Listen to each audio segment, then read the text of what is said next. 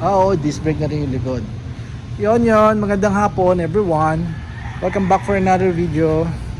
TRD Parts, YouTube and TRD Part Facebook page natin. So i-invite muna kayo, pakita ko sa inyo yung screenshot ng ating page at yung channel. Okay, so we have here, syempre excited tayo, first time natin magkakabit nito eh. Pero bago yan, walk around ko muna kayo ng konti dito sa ating Conquest 2023 4x4. Yan, at ang kakaiba rito, kaya sabi ko sa inyo excited ako. Manual at ay kakabit natin sa kanya. Kita natin, wala siyang aircon, no? Wala siyang rear aircon system. So yun ay kakabit natin dito sa 4x4 and may nabigo Conquest. Para push start na rin to, I believe. Yeah, push start na rin. Yan. So pakita natin yung mga piyesa na gagamitin natin sa kanya. So ito kakaiba. Kakaiba yung dock na gagamitin natin. Pang Conquest talaga to na manual. I mean pang Hilux na manual. Conquest man yan, G, V, yan, pasok to. Yan, original yan, ha? Left hand drive. Ito yung mga piyesa natin. And yung dock. So bakas muna kami kay Ales.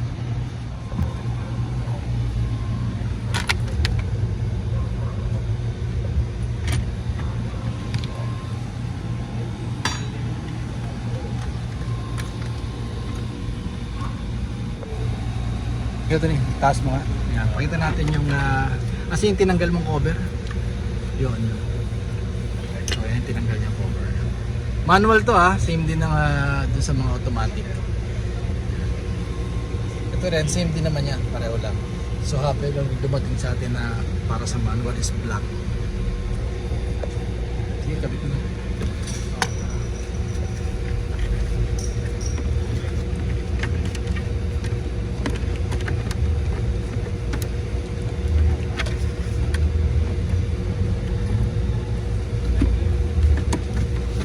Butasan ba na yan?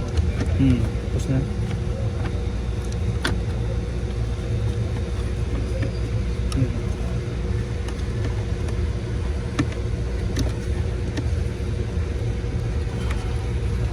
Yan isa sa mga importante rito sa set ng rear aircon system natin.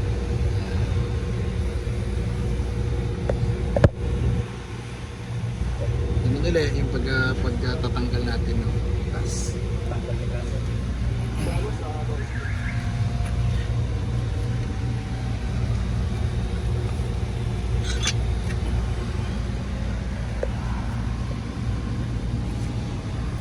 So ito yung cover sa likod. Tinanggal na natin. Final video tayo So nabit na natin. So itong side na to parehong-pareho naman ng yung sa pang-automatic.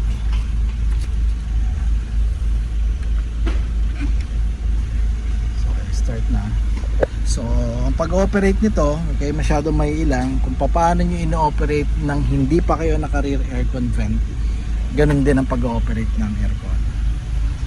Restart na tayo. Bukas lang.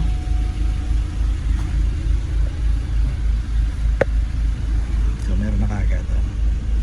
So walang control dito sa likod maliban dun sa pagbablock lang Walang electrical or wiring na ginawa tayo rito So parang yung typical na aircon lang, close.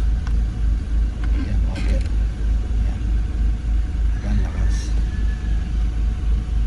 Yan.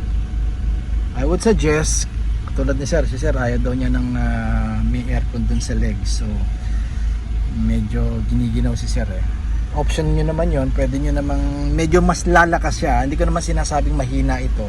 Kung gaano kalakas yung harap, ganoon din kalakas dito. Dahil sharing lang tayo ng airflow from front. Yan. Try natin yung sa foot. Yan. Yan. Medyo lalakas siya. Lalakas ang buga. Ito malakas na to Upo ako ng normal na upo dito, umaabot sa mukha ko.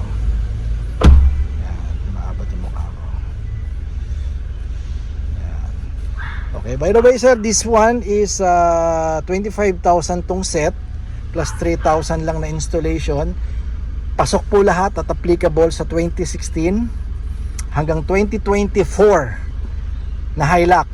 Okay, so maliban sa mga GR, I don't know, sabi ni sir yung Conquest daw kasi na 2024 o 2023 ngayon. Although ito kay sir 2023 na to eh.